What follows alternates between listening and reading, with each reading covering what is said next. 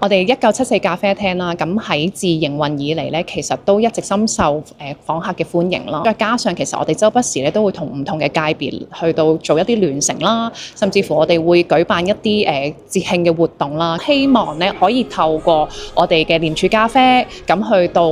記住一啲嘅重要嘅價值觀嘅，例如係正直啊、廉潔啊，又或者專業啊等等。咁所以其實我哋喺命名嘅時候咧，其實都有去到因應住啲咖啡豆咧佢嗰個特性啦、風味啦，咁去到加入咗一啲價值觀咧，去到改名嘅。咁當中啦，雲南咖啡咧，其實咧我哋就因應住，因為佢有一陣嘅清香嘅味道啦，咁所以咧我哋因而改名咧做清廉嘅。而另外兩種咖啡咧，咁我哋就叫做呢個嘅寶蜜啦，同埋成果嘅，都可以代表住我哋廉署啦，同埋內地啦，以及一帶一路國家去到共同合力打擊貪污嘅呢個好重要嘅 message 嘅。